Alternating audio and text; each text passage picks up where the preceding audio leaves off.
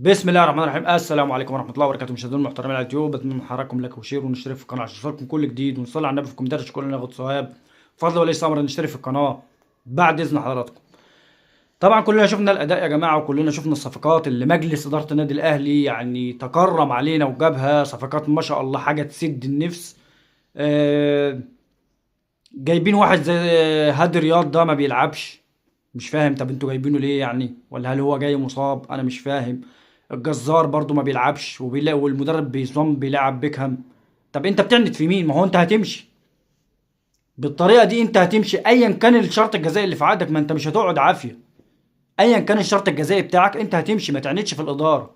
لاعب اللعيبه دي، صدر اللعيبه دي للجمهور، او صدر مجلس الاداره للجمهور، اللي هو شوفوا الصفقات اللي مجلس ادارتكم جابها. ولكن ما تعندش، لان العند ده مش في صالحك. حد يترجم الكلام ده للمدرب، العند مش في صالحك، هتمشي.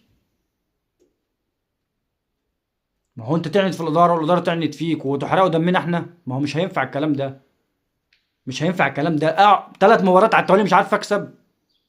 ايه العبث ده؟ ليه بلاعب مين يعني؟ بلاعب ريال مدريد وبرشلونه ومانشستر؟ ايه اللعب اللي يسد النفس والاداء اللي يسد النفس ده؟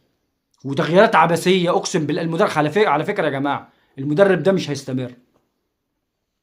وجهه نظري، وجهه نظري المدرب ده مش هيستمر مع الاهلي، مش هيكمل. لو ما ظبطش نفسه وراجع نفسه مش هيكمل. محدش يقول لي ده في شرط جزائي في عقده كبير، مش هيكمل. مش هيكمل لان هو في الوقت ده، هو في الحاله دي هو كده بيعند في مجلس الاداره. ده عند في مجلس الاداره بسبب عدم اشراك كذا صفقه من الصفقات الجديده.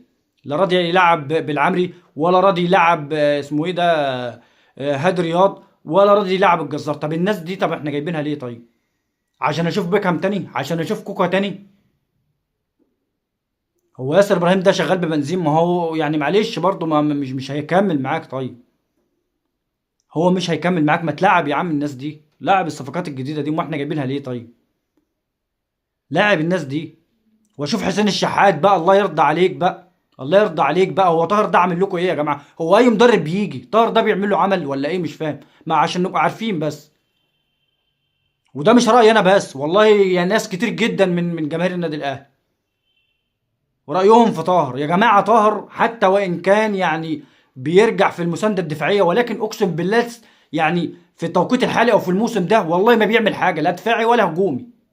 أنا مش فاهم بيلعب بناء على إيه. بيضحك بقى على المدربين، مش فاهم في إيه بالظبط.